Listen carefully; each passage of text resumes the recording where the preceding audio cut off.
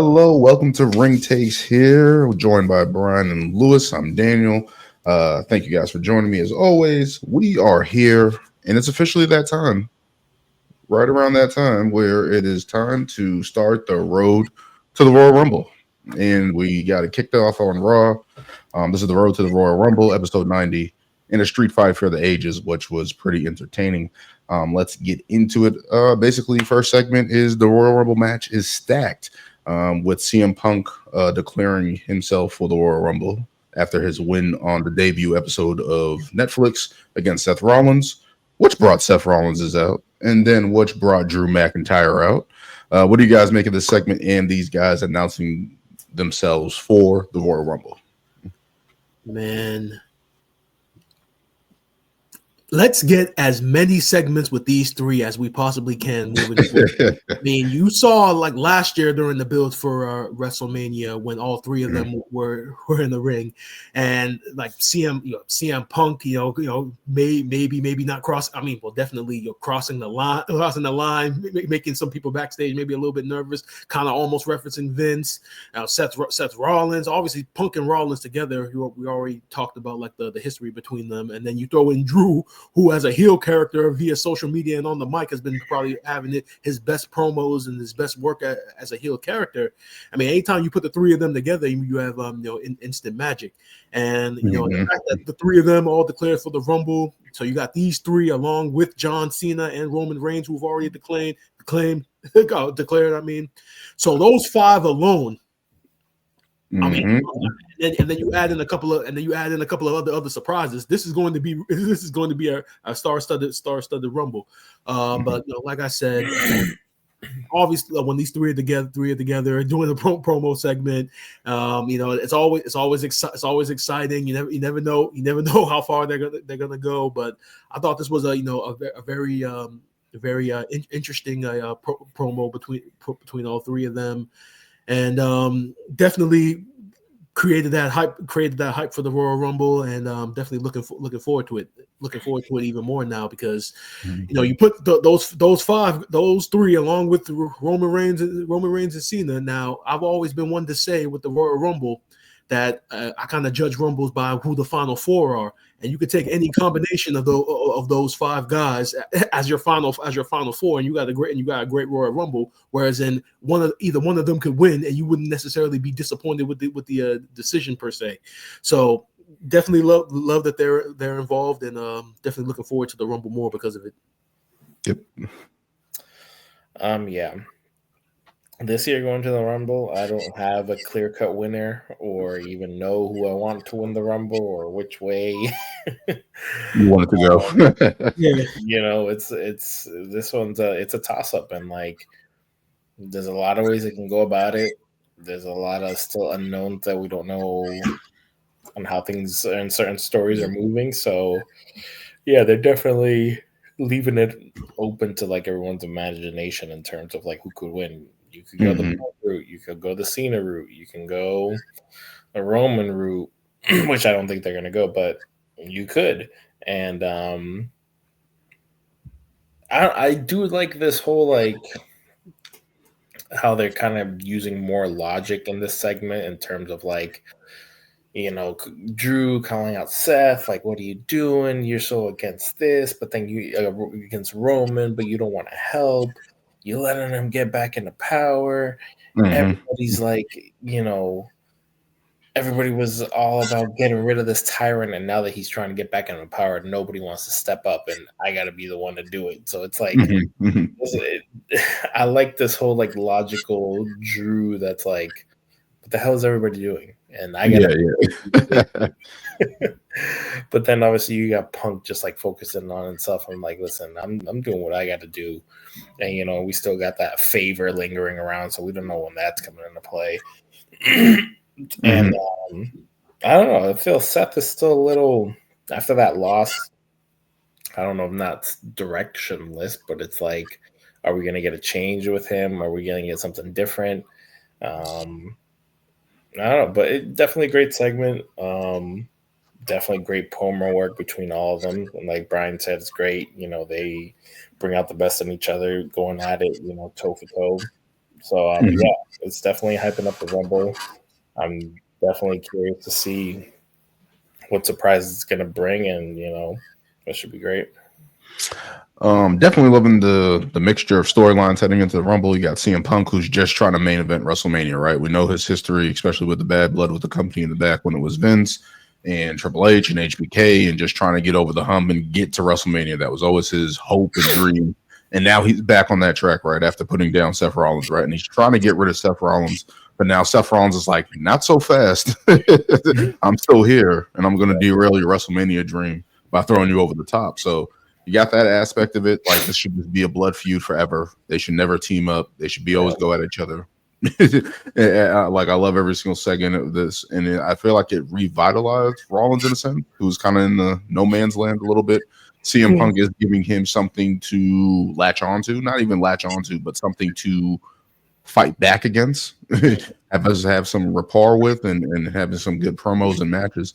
But also Drew McIntyre adds into the card, especially with the whole Roman Reigns and what are you doing and what are you guys doing? And now I'm the only one that has to be here to derail this and stop him and stop you guys from getting to WrestleMania. So now he's entering the Rumble.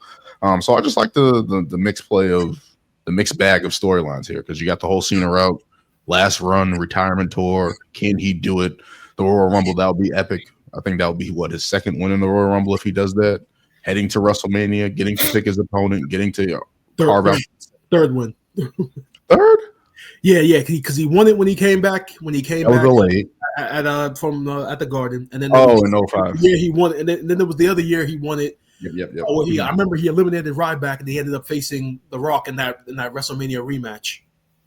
Oh, okay. Damn. Yeah, so he's already seen it. Yeah. All right, so you got the whole storyline of that. You got Roman Reigns trying to reclaim his stake back at the top, and it's just like all these storylines and situations that can play out. You don't know which way it's going to happen or who they're going to pick. So that's the intrigue of it. I like that. But this is definitely going to be a star-studded Royal Rumble here as we look. LA Knight has declared John Cena, CM Punk, Jey Uso, Roman Reigns, Seth Rollins, and Drew McIntyre. That's not including the surprises. I'm already saying The Rock is going to be in it. I'm already saying Brock Lesnar is going to show up again. Who knows what's going to happen? So to have that much star-studded guys potentially in the Royal Rumble, this can be a great one. I'll throw two more names out there that are probably going to be surprises. One, Trick Williams. He's going to be a surprise. Remember, he just lost the NXT title to Oberfeld, and I don't know if you guys watched NXT last night, but he wasn't even featured on the show. So I think they're keeping him on ice until the Rumble. So there's that. That would be smart. And another name from TNA, Joe Hendry. Say his name. Well, he's not with TNA. He's not with TNA anymore, apparently. So, really, I'm like, he still have one more show or something. Oh, so he didn't resign. I don't know if he resigned. I thought he was done. I know his deal was up in like November, but I have no idea either. But I could have sworn somewhere that he was like wrestling one more of their PLEs or whatever. I don't know. Yeah, because like he got an award from NXT, I think like best reaction, some end of the year award, and then like he did like a promo afterwards saying that you never know, it could be on the debut of Raw, it could be the Rumble, you never know when I'm gonna appear next. But I definitely do think I wouldn't put it past him to do it at the Rumble. Yeah. Oh, he has a title match against Nick Nemeth. My bad, Dolph Ziggler. Against Dolph. Genesis. I gotta catch up with TNA. I usually watch the stuff on YouTube, so I gotta catch back up. But to potentially have that in Lucas Oil Stadium, where the Indianapolis Colts play, to have that stadium full, to have all those people there, either singing with Joe Hendry or screaming Trick Williams song coming out, The Rock, Brock, put everybody in the Rumble. Put everybody in the Rumble. I'm good to go. But yeah, we'll see what happens with that developing over the next couple of weeks. The Royal Rumbles on February 2nd, 1st? Yeah, something like that. 2nd, I think. February 1st. So 1st. We'll see what happens there. Let's keep going on to a debut that was awesome. Penta debuts and answering Chad Gable's open challenge. But Penta, the presentation of this guy already screams main event type of guy with the presentation that they had of him. What do you guys make of his debut, his match with Chad Gable, and what potentially is on the road for him? I've actually been thinking about this topic a lot about his debut and everything, and I'm gonna just say this. All right, so Penta was in AEW for I think 5 or 6 years, right? Mm-hmm. From that run, there's only 2 memorable things aside from all the tag team matches he had with Ray Phoenix, which him and Phoenix as a tag team, forget about it. They're one of the best tag teams in the world. But from his AEW run, there's only 2 specific matches that stand out to me, and that was they both were against the Young Bucks. There was the one at the first Double or Nothing, I think was for the AAA tag team titles, and then there's that steel cage match that they had 2 years later, where they had like probably one of the best music performance entrances, and it was a great steel cage. It was a great match. Aside from those 2 matches, his debut completely trumped all other stuff he did in 5 years, which says a lot. Like Daniel had mentioned, from his entrance to the presentation to the fact that now less is more when it comes to his matches. Now certain moves that he does mean more. I always go back to that video of the match he had with Orange Cassidy on AEW and how they were trading Canadian destroyers, and pretty much the move meant nothing. But then he hits Williams put in all that hard work. He hits it one time on Chad Gable, and it's just that one time just meant everything.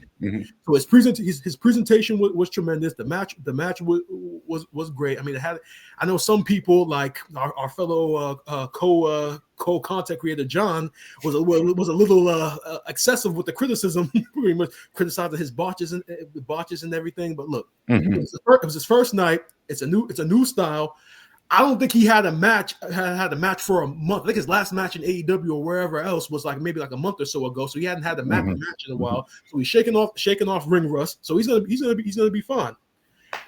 But there's one thing about this whole debut that's kind of funny in a way, and it's in regards to AEW. Like, Triple H ain't no fool when it comes to talent. I mean, he may feel a certain type of way about AEW as a company as far as like who's running it and such, but he's a stickler for talent. He sees the talent that's over there. And if you look, at all the talent that they've brought in from AEW, I'm gonna name some like Jade Cargill, Ethan Page, Lexis King, and now Penta. I'm not even gonna throw Punk or Cody or Shawn Spears in there because they were with WWE prior. But those other 4 names I just named: Jade, two-time women's tag team champion, and when she comes back, it's probably going to be in one of the biggest women's feuds ever with Bianca. Lexis King, who's coming on into his own right now. He's the Heritage Cup champion now on NXT. Ethan Page, who within like a month and a half was NXT champion, and right now he's the best heel. Outside of maybe Obafemi, he's the best heel on NXT right now. He's shooting with Javon Evans. And now you add Penta. And I say all that just to say that Triple H, he's like I said, he ain't no fool. So when these people come over from AEW, he's taking care of them. He's booking them right. He's giving them the right presentation. And he's doing all that because he sees all the other talent over there who haven't had the opportunity to come over to WWE. And now that this talent is watching their fellow wrestlers come over and actually have success, they're more inclined now when their deals are up to say, "Let me go over to WWE and give them a try." Because AEW, for every Edge, for every Chris Jericho, every Bryan Danielson that they have, there's somebody like a Ricky Starks, a Darby Allin, a Daniel Garcia who hasn't had the opportunity on the big stage, who would love that opportunity. I know for damn sure Ray Phoenix is one of those guys, because there was a whole bunch of rumors going around that after that debut from Penta, he's probably trying to get fired right now from his deal just so he can come over to WWE. My only axe with Penta moving forward, and I mentioned this in the chat, please, for God's sakes, do not put him in the LWO. Now he's gonna. Now I already know. Now I'm not stupid. He's going to interact with them at some point. Maybe in the next episode.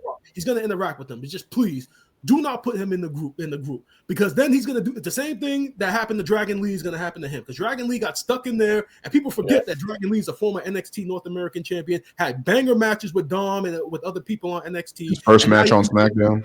Yep, first match on SmackDown. And now he's in the LWO. You rarely see him in matches unless you watch Speed on Twitter or anything else. You barely see him, and it's like you almost forgot about him.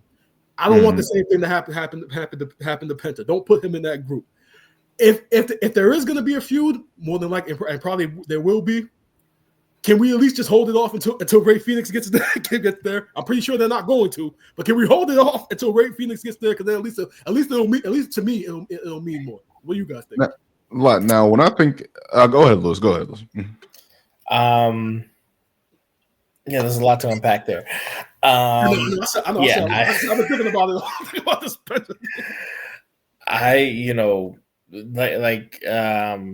I was really looking forward to this debut. And honestly, I thought it was going to happen on the Netflix episode, which I'm not going to lie. I mean, still in LA. Still in California, but maybe because it was in, what was it, San Diego or San Jose?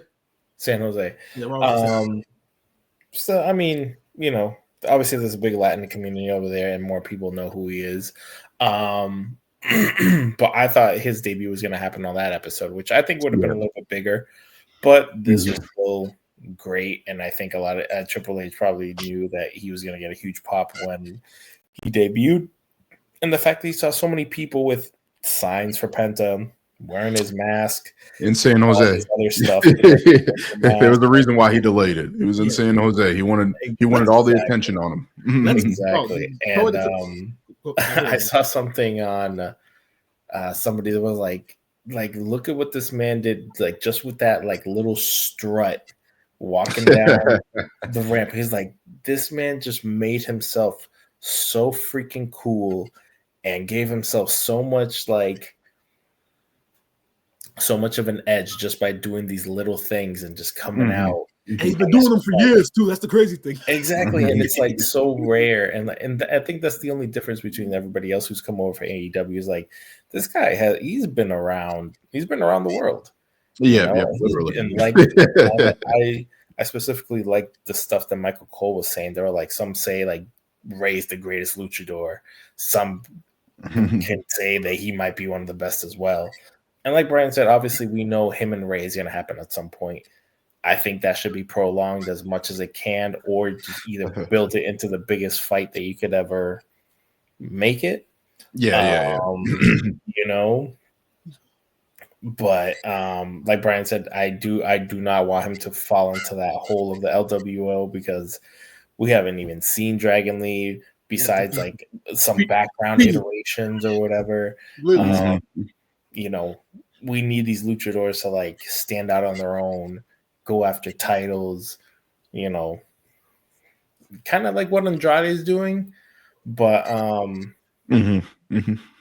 have that like, all right, these guys can't climb the ladder. They're not just, we got to put them all together and fight each other and whatever, just being like a limbo type thing. But I think after that reaction, it's clear that he have a star right there. And you can put him in any spot right now, and you're like, after that, he's definitely getting a lot of support. So I thought that it was great. Match was awesome. Chad Gable, that man needs to be applauded. He needs a title soon. I was I'm like, I already knew he was going to lose, but it was just like, why? He's in those situations where he puts the other guy over, like the newcomer over.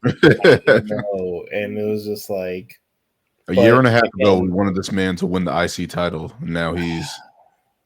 I'm like, if they were going in the IC route, like they got to give this man the title. Like they have to give him his flowers at some point. I don't know what it is, but Penta was great. I love the fact that him even just taking that extra time to just talk to the crowd, and even in Spanish, just like reeled so many people in. It was just like that was a special moment, and I was like, wow, like this is an awesome like debut. I feel like we haven't had a debut like this like in a while, and it's just like where this is someone who has so much history that isn't even affiliated with WWE, and now he is, and it's just like it's great that he's there. Yeah. You see, Because in AEW, he never cut an on air promo. I never like a live promo in front of the audience. He never did that in AEW. Mm-hmm. And like I said, I think I cracked the joke. I cracked the joke in the chat after. I was like, I had no idea he could speak broken English. I thought he was just fluent in Spanish. Oh, no. He did that that segment that they have. It's like a YouTube thing. It's with it's called Hey EW, and where what's his name? He's a dude who's always with Renee Paquette. He's the dude with the glasses and the gray hair. Oh, talking about RJ City. Yeah, that guy. He did one of those segments with him, and he was speaking English with him, but he does the stupid questions and all that stuff or whatever. And Penta was all being serious. He's like, "No, you don't talk to Penta like that. You don't do." He might have had the dude translating, but he still spoke to him as well. But yeah, it's also great that he can still cut a promo in English as well. So that's definitely a plus too. It's you can do gone are the days where you have to have a translator or you can't speak or anything. Those days are gone. Even though it still works great sometimes. Even when Andrade had Zelina, it was still a great act, So yeah. But we're in this new era where we're going to push international stars differently, right? They're actually going to get title chances and opportunities. They're going to get the right presentation. It's not going to be the same stick. I remember Penta way back in Lucha Underground, seeing him. That's where I saw him first. And I'm like, this guy's crazy, doing all the stuff he did down there in Lucha Underground. So looking back all the way back then, it's just okay, now this guy's going to be in WWE. How's he going to fit? How's he going to move? And I guess the guy, the measuring stick when you come in now is Chad Gable. But it was a hell of a match, a reintroduction to him, because I haven't really, outside a couple highlights that I've seen out of AEW in some of his matches, really not familiar outside of a Lucha Underground. So to get that reintroduction, to get that look at him, his presentation, his music, his entrance, as Lewis was saying, his swag with a step, it kind of reminded me of I want to say Eddie Guerrero, having that type of style and flair and some type of charismatic attitude. La Parker as well, if you remember La Parker, the luchador in WCW way back with the skull mask and stuff like that. Kind of gave me that type of vibe and feel. So to see him come out and do that and have a great match with Chad Gable, him selling his injury, it looked like he had a knee injury, but he was just selling. So it was good to see that he's okay. But no, I think he's ready for the main time. As for the LWO standpoint of it, I was saying in the group chat, I think he should go after them and be a heel and basically try to take down these luchadors. Obviously raise the legend, target him. Because that's a match. That's a dream match. I think they fought in Lucha Underground. I'm not sure. I'm trying to remember. But if he can go after that, and then Rey Fenix joins, and then they just start terrorizing them, and then Rey Mysterio has to take a last stand against them. Maybe that's a passing of the torch or whatever it is. That's something I'm just thinking in my head. But there's many roads that they can go. The tag team division, especially with the War Raiders and how that's picking up. We're probably winding down on the Judgment Day. You need a new tag team. So to get that introduction of the Rey Fenix and Penta, that will be awesome against the War Raiders, who are two big guys and fight a different style, but move the way they do against those guys. That will be a match made in heaven that I would like to see. So getting from that standpoint, I think it was an awesome debut, a good introduction to him. Obviously, I thought it was smart that they did it in San Jose with the population there, with Spanish people, Mexican people, and stuff like that. To have that connection with the crowd, have the crowd be invested in him, typically not distracted with Tribal Combat or The Rock or anybody else or anything like that. They gave him his moment. And I thought that was important. And I thought that was a good debut for Penta. Yes. Let's keep moving on here to Jey Uso's challenge to Gunther at Saturday Night Main Event. What do you guys make of this matchup of Jey getting his chance again against Gunther? Booze, you can go ahead first on this one. I don't know what's going on. Maybe because of all the stuff with getting ready for the Rumble, stuff with Roman, Cena, but it's just I don't know. I feel like they're kind of treating Gunther as an afterthought. In the sense that that was clearly evident last week of the fact that he wasn't even on the show, but he had a promo, but he wasn't on the show. And he had a promo, but I don't know. I feel like he's the Raw champion. It's starting to make him look really secondary to Cody, and it's just Cody was on the show. Exactly. Was on the first debut episode. Cody was kind of an afterthought too, if you really think about it. Yeah, but he's still involved. He was still involved, and he's obviously still the face of the company right now. But it's just like, I don't know. It is starting to feel like, as great as Gunther is, and even with this last, all this stuff with like Damian and all that, like with like Finn interrupting, it's just like, I think he kind of needs a clear, definitive win to kind of get him back in that spotlight, just to like show like, hey, he's this dominant champion and everything. And I kind of feel bad that it's basically going to be Jey Uso again, unless some bloodline stuff comes out again to screw him, which to me, I feel like it is what's going to happen. But I mean, didn't they fight before and the bloodline came out and screwed that up? Yeah, exactly. Yeah. So I mean, maybe this is a way to have. Oh yeah, last year when it was for the Intercontinental title when they faced each other. Yeah, that's when Jimmy got involved. Yeah. So I mean, I'm all maybe for this is it. a way. Maybe this is a way they can have an official one-on-one match. Showcase Jey Uso. Cage match. He can jump off the top and splash. There we go. But I don't know. This match is like, I feel like it's something we've already seen. But yeah, it's for the world title now. But I don't know. I don't, as much as I love Jey, I want him to get his moment. Obviously, I don't think this is that moment. Obviously, it's just another, he's just really hot right now. Everybody loves Jey. Everybody loves the Yeet. Everybody loves the song. Obviously, he deserves to be in that spotlight. I just don't see, just because of where this is happening right now. Obviously, it's like, here's just like kind of another squash match or whatever for him just to get another notch under his belt. I don't know. Maybe if it was somebody else and then build up to Jey, I don't know. Or even just a more natural, like, oh, maybe he got a win over him or something like that, and a match or a tag match or whatever.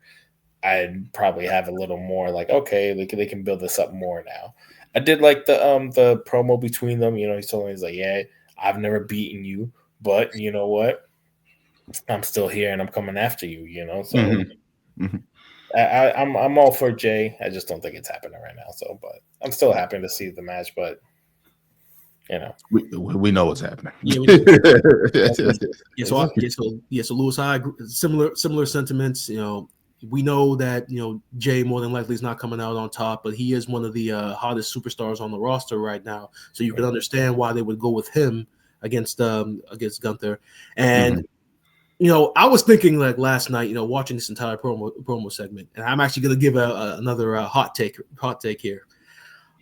If Jey maintains this momentum for another full year going into next year, you seriously have to consider putting the world title on him because like I said, we were there at Raw last summer when he opened the show coming out. You guys remember how lit the audience was when he came out? He clearly has the most lit entrance in WWE right now.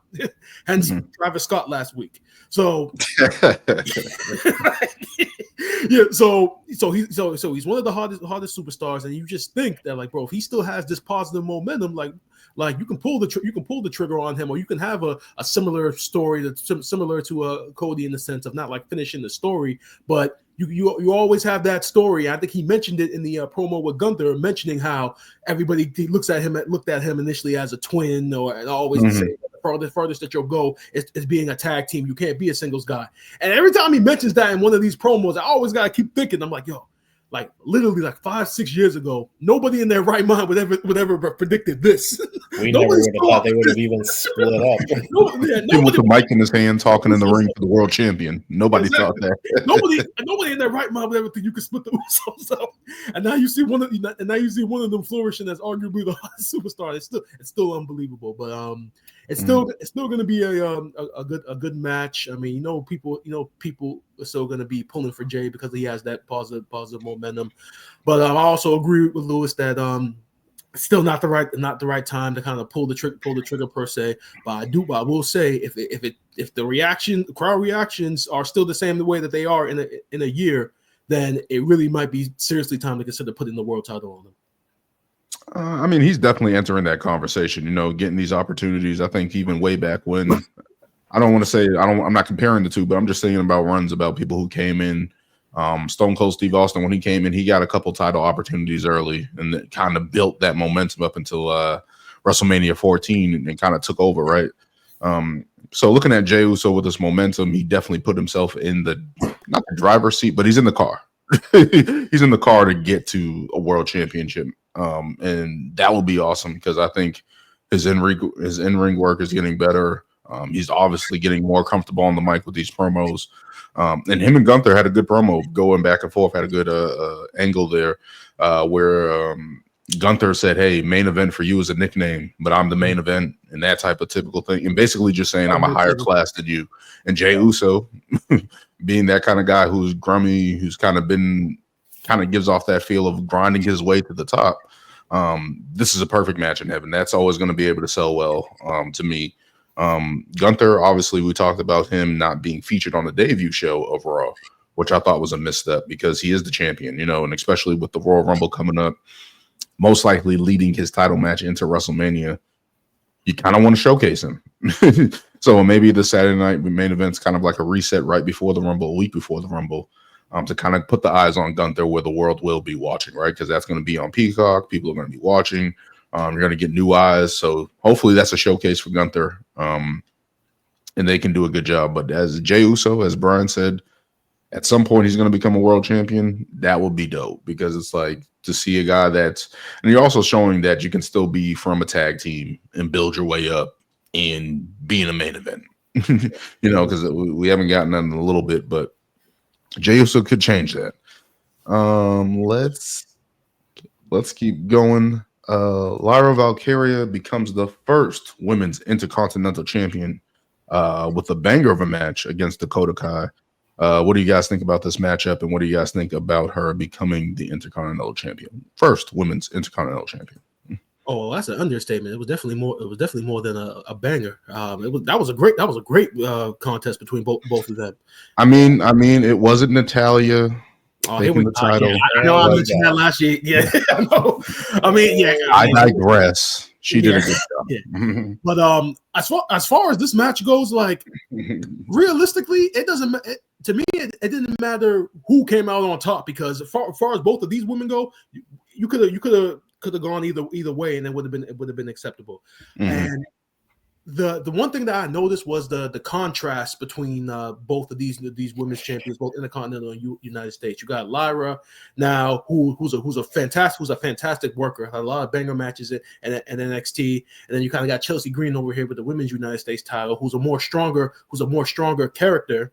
Mm-hmm. Well, actually, I'm actually late. Well, based upon the stuff I've seen on social media, where all these people sharing all these videos of the match that she had with Penta and Lucha Underground. Yeah. Oh, yeah. I was like, I had no idea that Chelsea Green. I had no idea about these matches. I had no idea she can wrestle. I'm just like, hold up. So she can wrestle this style. She can get down and dirty and wrestle this style. Yes, we've already seen hints of it in like the ladder match, the street fight or the garbage. See, I didn't watch Lucha Underground like that though, so I didn't know that she was having like these kind of matches, these gritty asses like fucking brawls, and I'm just like, okay, so they know she can work the style, but they must think that she's a better character, so they're just keeping her like that because as a female character, she's tremendous. Like some of the obnoxious stuff, that your typical obnoxious woman heel with some of the stuff that she does, and with the way Michael Cole gets on her on commentary. So you see that, like I was saying, you see the contrast between both women's champions, but love the match. I would have loved the decision either way. I like the fact that at least for the women's Intercontinental title, they're kind of still sticking with that format of it being like a worker's title for you to get to that next level. Because Lyra, I can only imagine that Lyra Valkyria, she gonna hold on to the women's Intercontinental title for at least the first maybe couple of months or so. She's probably gonna have some banger matches, and it's really gonna show off that similar to the men's Intercontinental title, that hey, if you win this women's title, then you already know what's next. So I'm I like the fact that they stuck to that reputation, and it's gonna be very interesting moving forward. Yeah, no, yeah, definitely a great match between the two. I've been a fan of her. I didn't see her full NXT run, but I saw a couple matches like here and there, and like the stuff she was doing with Becky, and I was like, yeah. Not when she first debuted. I thought she was just gonna be like just your regular old international mystery international woman because like she had the feathers with the whole warrior character. I'm like, okay, she's gonna. I wasn't sure how that was gonna translate to the main roster. After a while, it grew on me. So now and her intro is really cool. Her character, I think, probably the only thing she's gonna need is probably better promo work. But in-ring style, she has it all. She has the mechanics. She knows in-ring psychology, all that stuff. Like, she can go. And I was also happy for Dakota Kai. I've been a Dakota Kai fan for a while. She's another one that's like, it sucks, but a lot of injuries have plagued her, and you're like, damn, it's not again. And needs to stay healthy. That's it. I know. It's the drink some milk. The only thing with her, just stay healthy. I didn't want her to go the whole what was her name? The shiniest wizard. What the hell was her name? Oh, Tegan Nox. Tegan, go that route, and it looked like it was for a while, but at least they got her to the finals. She was able to highlight more of her skill. Hopefully she's kind of put in a position kind of like Michin, where it's like, you're highlighting more what they can do. They're going to be put in more spots to just like keep growing. And but yeah, you could have gone either one. I think Lyra definitely was the right choice. Just because I feel like, when she debuted, she was hot. She got a couple wins. She made it to the finals of the Queen of the Ring, but then you kind of saw her fall off a little bit. So this whole tournament kind of reinvigorated her, and her winning is just like Brian said, like, she's going to be a workhorse. I hope that they keep these titles relevant. I don't want to be in the same position as the women's tag titles were.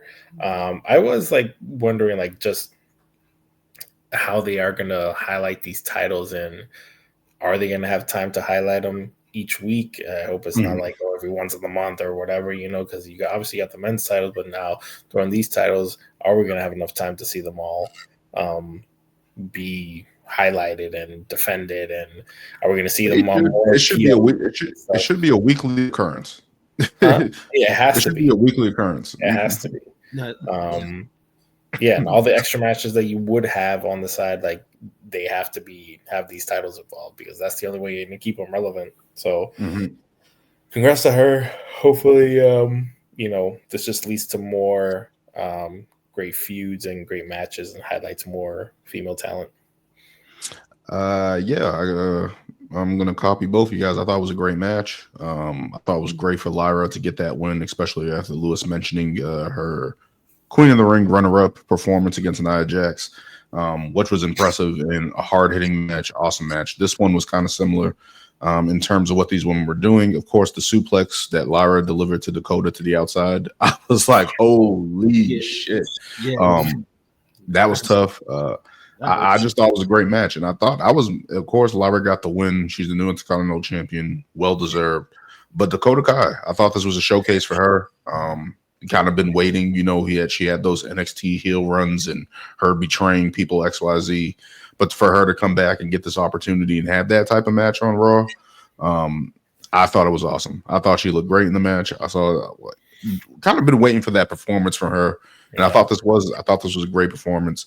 The drama that they showed in the match, especially when she hit her finisher and then Lyra rolled out the ring. Just the storytelling, I thought was great. I thought these women did great, and I can't wait to see more.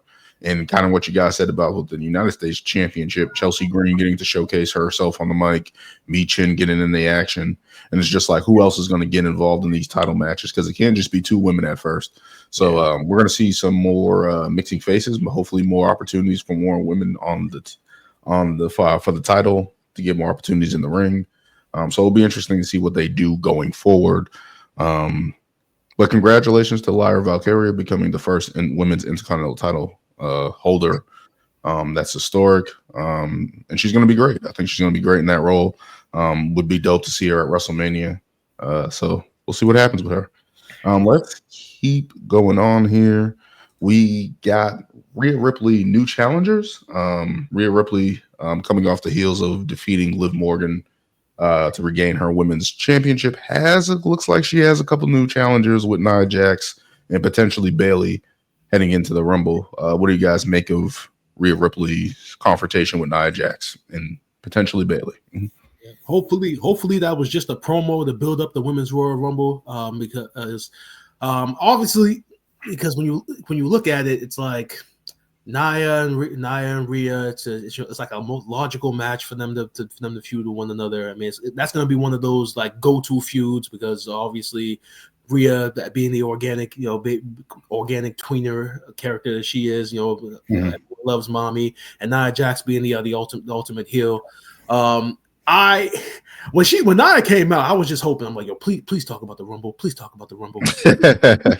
please be building. Please be advertising the Rumble, because not even because I didn't want to see the matchup between Nia and Rhea. It's just that like I'd rather see the story play out with Tiffany Stratton because there's a clear story right there of Nia bullying her around while she had the briefcase, and then she cashes in the briefcase, and like, you got a built-in story right there. I don't know if it will translate to the best match ever, but there's a ongoing story there.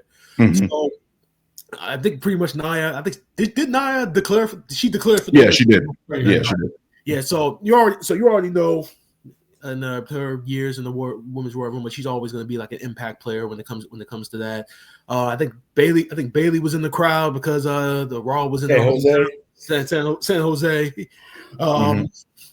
But as far as Rhea having like future new challenges, see, that was the tough thing with when Rhea Ripley was champ, because like outside of Nia before they did the story with Liv, I mean, there weren't really that many credible challengers. I remember there was a long time last year during our shows where we would always talk about Raw's women's division compared to SmackDown's women's division not having enough contenders and challengers for Rhea Ripley. And I think we're slowly starting to get back to that now that the feud with Liv Morgan has come to an end. But whoa. Transfer window, all that changes. Whoa. She has a rematch clause. There are no rematch clauses. Why must you bring up the negativity? Liv Morgan. Hey, I'm just saying, hey, Triple H, if you're listening, there's logic still in wrestling, and when a champion loses, they have a right to a rematch. There are no more rematch clauses. I don't know why you keep bringing them up. Negative. Yeah, like God, go. It's the truth. No. Liv. No rematch clause. Go over the SmackDown. Hey, it was also revealed on Raw that the Wide Six got drafted to SmackDown. So you guys want something to do? Go feud with the Wide Six. Judgment Day. You want something to do? Go after them. Yeah, but do you guys have any favorites right now for the Women's Royal Rumble? I got one name, then Charlotte. That's the one person that like I'm just I don't want Charlotte. It's happening. It's gonna have to be. Lewis, you just had the greatest. You know what? I would rather Charlotte win, just because I feel like it'd be a big. Well, actually, no. Has she won the Elimination Chamber? It's got to be the trifecta, Lewis. You got to have. Has she won the Elimination Chamber? Charlotte. I don't think so. I'd rather see her win that, just because she's already won the Rumble. And let's see here. Let's go for she'd be the first two-time women's winner. But then, doesn't that kind of feel like she automatically has to win at Mania? Not necessarily. Not necessarily. Because right now the match that everybody is kind of predicting is her and Tiffany Stratton, and which in that case, her losing wouldn't. You guys would probably be more surprised of who I actually want to win the Rumble. And Natalya? How dare you? How dare you? How dare you? I mean, oh man! My God, don't ruin the Rumble, Brian. Don't put that bad juju out into the world. All right. So you don't want to see the sharpshooter at WrestleMania? That's what you're saying. You know who I do want to see? Bianca. Jade?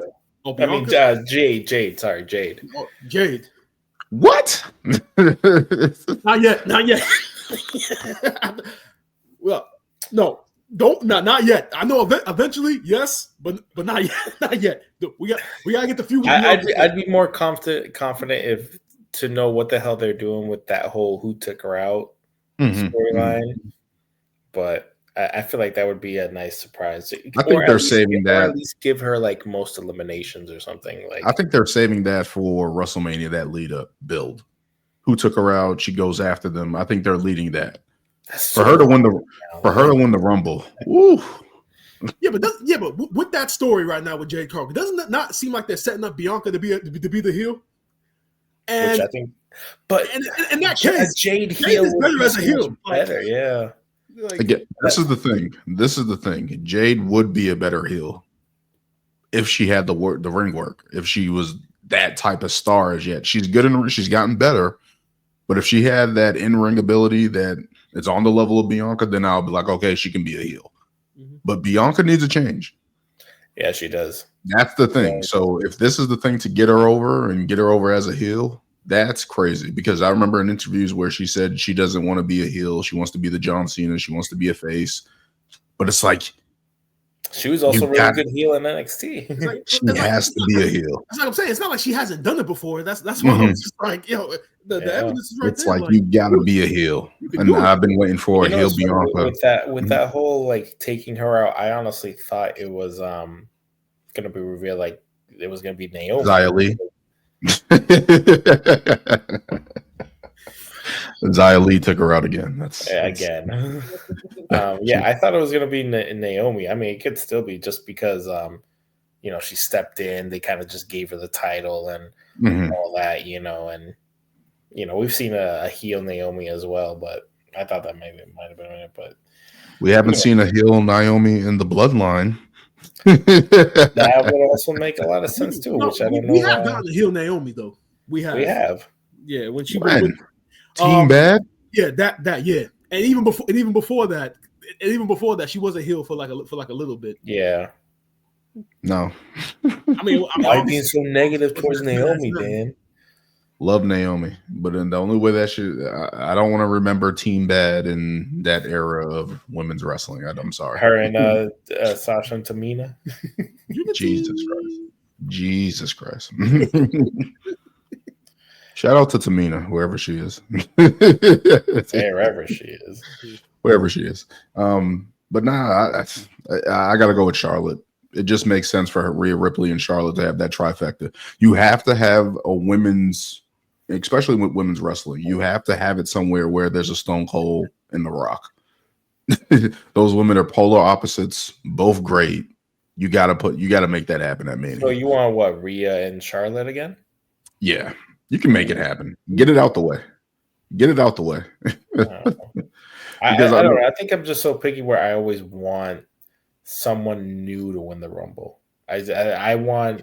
I can get that. I understand that. Yeah, that's always my thinking. I'm like, it bothers me because, like, when we saw Charlotte win the Rumble, when was it? I don't think it was COVID, but it might have been right before, and everybody was like, "Great, here we go, Charlotte's winning the Rumble again." It's just like, mind you, she has been out for a while and everything, which I'm like, okay, it does make sense, but I would still, again, kind of like to see somebody else get that opportunity. But story-wise, it definitely does make sense, though.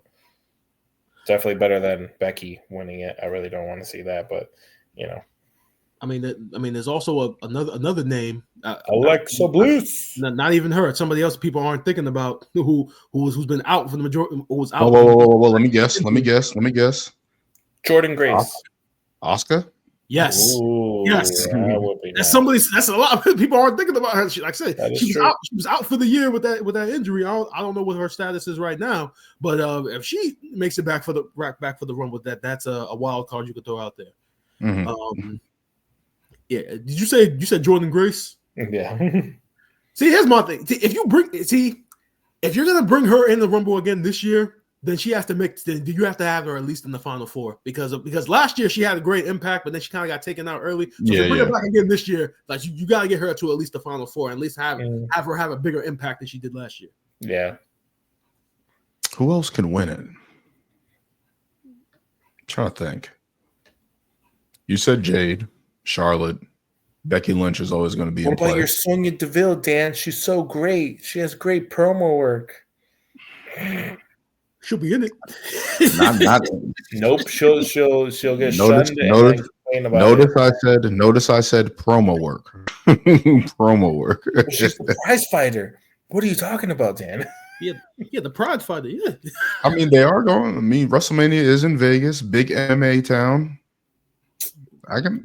You convinced me, Lewis. So you want to bet all your cards on Sonya Deville? No. Damn.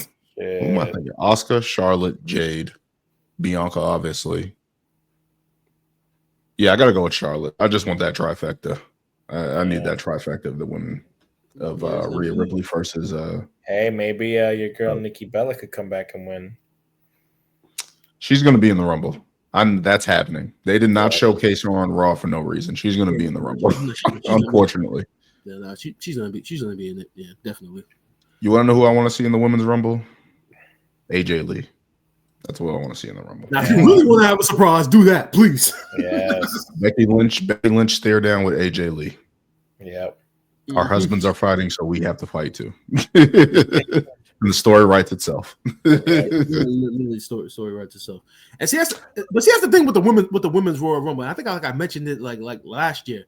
Like their women's roster is so deep, combined with NXT's women's roster. That's like if you have surprises per se, you only need like maybe one or two of them because your women's roster is so deep. There's so many options that you have here from NXT and from other places that you don't necessarily need a shit ton of surprises. So it's like you can have like one, so you can have maybe like one surprise. Maybe like I wouldn't even consider Jordan Grace to be a surprise at this point. Yeah, she's been in two of them, right? Yeah, I think last year, and I think that was it. I don't know if she was in. It was last year. Okay, right. Yeah, you only need like one or two surprises because your women's division is so deep with talent that you can pull a couple up from NXT. Like I know for a fact that maybe that Roxanne Perez is going to be in this Rumble. Yeah, she's going to be for sure. Women's title. Yeah, so yeah, like I said, talent roster is deep, so it's going to be very interesting. Trish Stratus will be there. I'm sure of that. She's got to be in it. At least one more. Lita too, as usual. I don't know if they're going to put Lita in there. Why not? I mean, really, like I said, that mobility isn't there, man. Love Lita historically, but mobility's not there. I'm sorry. He said that. She can still do that moonsault. All right, leave her alone. I mean, that's all the people want to see. Yep. Yep. Jesus. But no, we'll see what happens going towards the Royal Rumble with Rhea Ripley. Obviously, she needs a challenger. We'll see what happens. Let's keep going on to the match of the night, or one of the matches of the night. Damian Priest overcomes Finn Balor in a street fight, in a hellacious match, which was very entertaining. What do you guys make of the street fight and maybe the end of this feud? How many times have we said that? Yeah, yeah, but I think this time is going to be the definite end because to me that was a blow off match. That's how you end that's how you end the feud. That's how you end. How long is this? Well, actually, he's been in Judgment Day. He's been in Judgment Day. He was in Judgment Day when the year started. So this has been a full year. So that was the perfect blow off match. But and I said this in the chat. To me, that match was what Roman Reigns and Solo Sikoa's match last week should have been. Yes. As far as Tribal Combat. Yeah. Because that was physicality. That was violent. That was vicious. Man, when Priest hit Balor with that Falcon arrow from the fucking top of the wherever the hell they were, I had to watch the replay a couple of times. So I was just like, yo, like there's no way he's actually gonna get up from this. I know that they train and I know they don't practice stuff like that per se, but there's some spots that you just watch and you're just like, there's no way that they have to end the match now because there's no way that he can continue on with whatever they planned. And then remember they went to commercial, came back, and he was on the stretcher. So seeing that, I was just like, "Oh, so the match is over now? Oh, so they're gonna look vicious enough. So obviously he must be legit hurt now. The show is over." But and I loved when Priest ran back to him and got him off the stretcher. And I think you guys know this. At first thought that comes to my mind, St. Valentine's Day Massacre between the Austin and McMahon. I always go anytime I see that spot. I always go back to that match because that was just hilarious when Stone Cold did it to Vince McMahon. But but he went perfectly into the ring. He went perfectly into the ring. That's the thing for me. Yeah, that was fun. Yeah, but the match, like I said, the match was violent. It was violent. It was physical. It was hard hitting. It was everything that you wanted in a match that's pretty much that would end the feud with that we hope. Now I don't know what you do with Priest moving forward, but he probably is going to definitely declare for the Royal Rumble now. Like I said, the Judgment Day now. As far as I'm concerned, get the hell off of Raw and go to SmackDown. Because I don't even want that. I want it over. I want them to disband. It's over. They had a great run. You lost your women's title. You lost the tag team titles. You lost. Your leader just lost the blow off feud. Yeah, get the fuck off of Raw and go to SmackDown now. There's nothing for you over here anymore. No, I don't even want them on SmackDown. I want them disbanded. I want them gone. I want them done. Finn Balor can go on a solo run. Fucking there's nothing right now that would even make it surprising for some like implosion. Everybody's lost everything. Now they're all like just snarky and taking shots at each other, and it's just like, what are we doing? This is the problem when your leader is literally your whole fleet of wrestlers are under 6'2". That's the issue. Dom's 6 feet, I think. Yeah, like this is the thing. Lose. Repeat that again. Dom. Yeah. When Dom is the most intimidating presence in your group, I think it's Raquel Rodriguez. Don't even say Carlito. Carlito has the muscle, but his character has just been hilarious.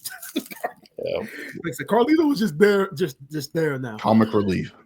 Yeah, just comic relief. But that's the perfect role for him. So it's like you're not mad at it. This is like that's what he's good at. But I'm just over this feud. It was a hard hitting feud. Not to say that it's just been dragging on forever, and it's finally hopefully over. And Damian got the win, so I think that's a good notch in his belt to continue his main event run. And Finn Balor just losing these opportunities, and it's just like I don't know what they're going to do with him. I hope they do something well with him because it's like I need him out of the Judgment Day. I never thought it was a good fit. I understood why they did it, but it's just like, all right, he can stand on his own. He doesn't need to be tied down by this. Mm-hmm. I don't know. I feel like at this point, it's kind of, I don't know. To me, it's kind of already hurt his image.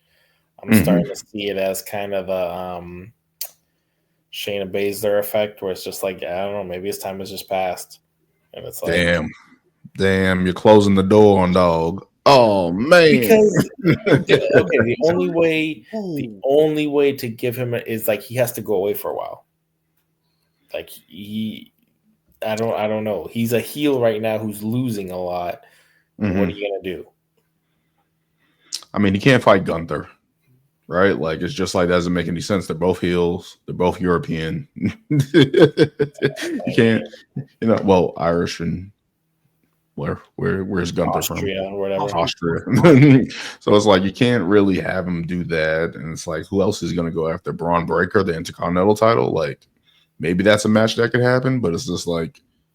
Does he really want the IC title? Does he even need it? Yeah, I don't know. It's just, I don't know what they're going to do with him. It's tough. Yeah. He's in a tough spot. Yeah. So. Yeah, I don't know. Yeah, I don't know what to do with Finn, man, but he put on a hell of a performance in that match. They do need to just drop a grenade on the Judgment Day, though, and like. Liv Morgan can go do something by herself. I don't know if she's going to drag Dom with her or whatever the case may be, or they're going to continue that little love.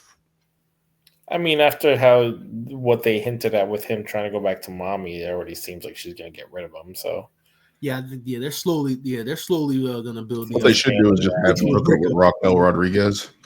Eventually they're gonna do something. They're gonna do some little breakup. That's what we should do. I mean, even before Liv lost the title, they kind of were like alluding to like dissension in the Judgment Day with the Finn and Liv and all that. Yeah. So Finn and Dom. You might be getting what you guys want. They might actually be, like you said, dropping a grenade on the Judgment Day. It's taking too damn long. I mean, I guess the loss is kind of like the start of the fire, but like we need it extinguished permanently. We need it to happen. But yeah, that was good Monday Night Raw, man. Some good things happening there, of course, on Netflix, and the accessibility of Netflix and being able to rewind and fast forward has been a joy. So things are good on Netflix. We got the second one down, and we'll see what happens with that. Before we go, let's get into some SmackDown notes. Obviously, Cody Rhodes still pending with the Bloodline. Obviously, we got the Paul Heyman announcing that Roman Reigns was going to be in the Royal Rumble, which obviously is adding to the stacks Royal Rumble. But what do you make of Cody Rhodes and Jimmy Uso taking on Jacob Fatu and Tamaloga? The only positive I can Tongaloa, my bad. The only positive I can take from that is the fact that Jacob Fatu is kind of like taking the lead now in a sense. Because the promo that he cut right before the entrance, I'm like, all right. Eventually, when he gets away from all this bloodline shit and he's on his own, you're gonna have a major star on your hands as far as the heel goes.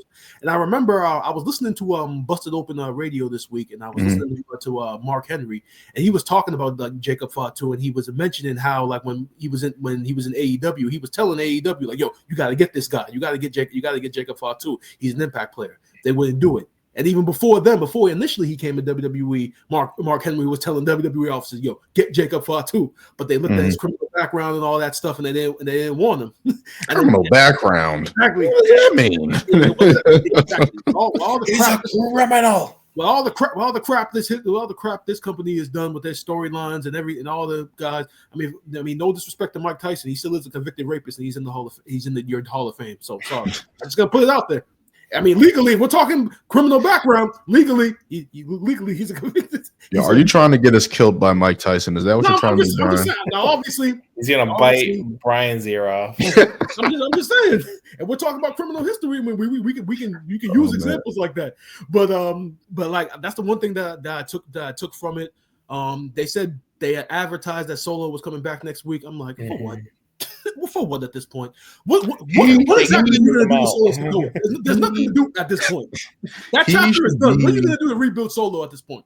He should be off until the Rumble. He should be, realistically, he should be off until after WrestleMania. Technically, you know what they're going to have him do? They're going to have him grovel and go back to Roman. That's how Jacob becomes his own star, because he's like, I loved you, Solo, but now you ain't shit. I don't know what they're going to do with this. There's too many players. Yeah, there's too many players. The day that Jacob Fatu says, I hate you, Solo, that's going to be such a big pop in the arena. Yes. I hate you, Solo. I don't know what they're going to do with the bloodline, because it's just like, okay, we know Roman's in this limbering. The Rock is looming.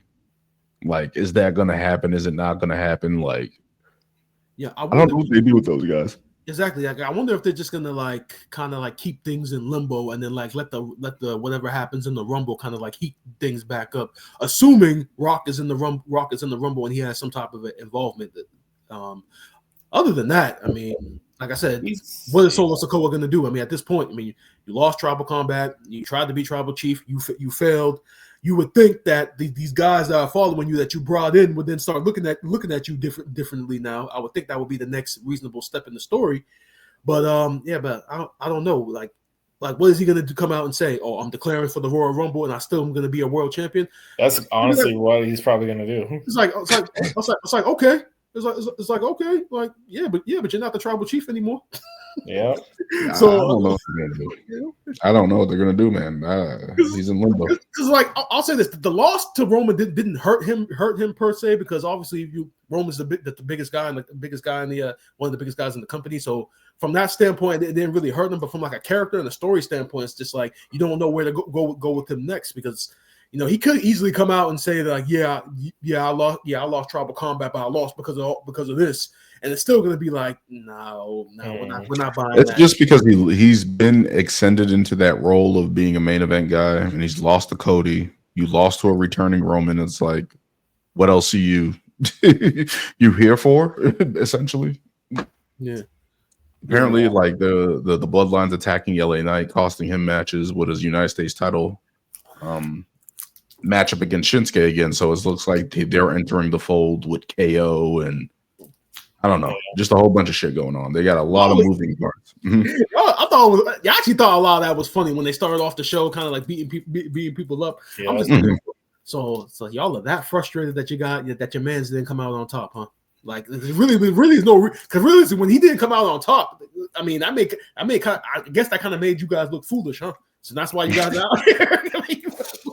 Made you guys look foolish for following him all these months, saying that you love Solo and all this stuff. So now you guys are frustrated. I mean, you guys they picked up the win later on the night thanks to KO, but I mean, it's just like I don't know what they're gonna do with these guys. I mean, it's very easy. It's very easy as far as Jacob Fatu goes. Yeah, I mean, it writes itself. Like obviously, just branch him off and have him be that dominant heel. And for Tama Tonga, really, literally with him, just wait till Tonga Loa comes back from injury and just have them be a great tag team and just build off of their history and like in New Japan when they were Gorillas of Destiny and tell that story and then just insert them into the tag team title picture. So just bring that name back as well. But yeah. I miss when teams had like names, you know, like actual names, like actual ill names, like Strike Force, La Resistance, the Rocker, La Resistance, like those type of nicknames. Yeah, Gorillas of Destiny against DIY, Gorillas of Destiny versus Motor City Machine Guns, like those are good matches. Just make it happen. Stop messing around. Just get back to the tag teams, please. I've been asking for it for a year now. Just get back to it. No, yeah, but they have been doing. They did do that on SmackDown. They had 2 tag team matches. Well, they featured in the tag team division again, which I love. Yeah. So let's get more of that. Obviously, I mentioned Shinsuke Nakamura and LA Knight ending in no contest. We'll see what happens with that. Put Andrade in there. Get everybody in there. Just do that. Just have those 3 guys feud over the title for months. Chelsea Green retained her United States title over Meacham in the opening match. I thought it was cool, her entrance, and now Piper Niven's like the Secret Service. Yeah, I love all the gimmick work. Just keep it going. Yeah. And Bayley becomes the new number 1 contender for against Tiffany Stratton. Tiffany Stratton came out and tried to celebrate her win. Nia Jax came out, Bianca Belair came out, Naomi came out, Bayley came out, obviously leading to a match for the number 1 contendership, which was picked up by Bayley. So what do you guys make of that? Bayley now being the number 1 contender instead of Nia Jax. Now, obviously, like I just said, obviously, the story with Nia and Tiffany is ongoing. Maybe so that's a way Nia Jax can win the Rumble. I wonder if they're kind of putting it on ice and going to have that match at WrestleMania. Do you think with Nia and Tiffany, just because they've had this story leading up to it? That is it strong enough to last all the way to Mania? Maybe not. Elimination Chamber. Or maybe you don't necessarily have Nia win the Rumble. Yeah, it's got to happen at the Chamber. Yeah, but I didn't understand, like, 'cause a lot of people could like complained about it, about Bayley being the one to come out on top. And I'm just like, you guys do realize that this is Tiffany's first title defense, right? Mm-hmm. It's very similar to when Cody first won the title, to when Gunther first won, and when Gunther first won the title. Who were their challengers? Cody's first challenger was AJ Styles. Gunther's first challenger was Randy Orton. And now Bayley for Tiffany Stratton, because it's a reliable hand in the ring that's going to make the champion look credible, and you already know that the champion is not losing the title in the first defense, so you put them against a credible challenger. Now, some people are saying, well, with Bianca, it would have been a better match. With Naomi, it would have been a better match. I agree with that, but Tiffany's not beating them clean in the first title defense. And if you want to build this title reign, you kind of need to have her have a clean victory to come out on top. And with somebody like Bayley, you're not gonna, Bayley's not gonna lose any credibility at this point, losing clean, because one, she was on like every show this week, and she already the first women's Grand Slam champion. She's held every title, so you're not gonna hurt Bayley at this point with any losses. So I think it was the right way to go. Yeah, no save. I think, as what Brian said, good hand in the ring. You know what you're going to get from Bayley. Tiffany Stratton should have a good match and a good showcase. But yeah, it just made that whole thing is like is Nia gonna win the Rumble? Because it's like they gotta set that up somehow, or maybe I don't know. Elimination Chamber is always there as well, so I don't know what they're gonna do per se, but we'll see what happens. I don't know. We'll see what happens. Don't do that. Have Nia win the Whoa! Queen of the Ring, WWE champion. Since her return, she's been one of the most entertaining women on the roster. Talking shit, being a bitch, the whole 9 yards. Nia Jax has been fantastic. Adding it into her notch in her belt, the Royal Rumble would be a nice notch. It would. It definitely would. But then she could also switch things up and not even go after Tiffy. She could go after Rhea. They already hinted at it. She did fight Rhea before though, so I think that's where. I'm sorry. I'd rather she earn it at the Chamber. Sorry. I'd rather she do it in the Chamber. Not the Rumble. Not the Rumble at Lucas Oil Stadium in front of all those fans who, if she wins, will crap all over the decision. That's the point. She's a heel. Yeah, exactly. Yeah, but it will be worse. It won't even just be because she's a heel. It'll be more like go away heat of like, why the fuck did you book her of all people? Even though the story fits, still, why her? Yeah, I'm gonna go Charlotte. I'm still gonna go Charlotte, but I'm just impressed by Nia Jax and her run. She should have got the nod here, but we'll see what happens with this. Leading on SmackDown. I know SmackDown hasn't been hot. It's kind of been a wash, rinse, repeat. But we'll see what happens on there. We'll see what happens with Raw. We're getting close to the Royal Rumble, guys. So picks are coming up. Yeah, more details, more storylines developing. SmackDown. Just to say, Daniel, in regards to a SmackDown, their problem is it's 3 hours of television on a Friday night. That's the problem. and like I said, 3 hours of anything is already tough enough. But then you took a talk about on a Friday night. On top of that, it's like, yeah, like. How many people are actually gonna watch? Now, the last 2 weekends I've watched just because time has allowed me to. I know for a fact that this coming Friday I'm not gonna be watching. I'm gonna be out. And that's you're gonna be enjoying your life. Exactly. On Friday night. That's what I'm saying. Like that's a lot to ask. That extra hour is a lot to ask for. You want to know? You want to know what will help SmackDown? Just move to Netflix. Why are we waiting? Just move to Netflix. We love it. We love it on Netflix. We love her on Netflix. You can rewind, forward. You don't have to miss a thing. Just move. It's all right. Just move to Netflix. SmackDown. Don't waste your time. WWE. I'll go back to the good old days of SmackDown being on Thursday night or something. On UPN, local TV. Is that what you want? Is 38 even still a channel? No. Ended in like the 2000s. Yeah, to the channel. Nah, let me look that up since we're doing. As a matter of fact, I think it is, but it's the CW now. As a matter of fact. Yeah, no way. Yeah, no. I think UPN. I think UPN initially became CW. Yeah, I think so. UPN ended in 2006. Yeah. UPN. Damn, dog days. Showing my age there. I think CW is what UPN was. I think. Maybe they took over their programming and shit like that. But shit, damn, it's a long ass time. Shit. But as always, don't forget to like, comment, subscribe. Always kick it on too. And until next time, guys. 1, 2, 3.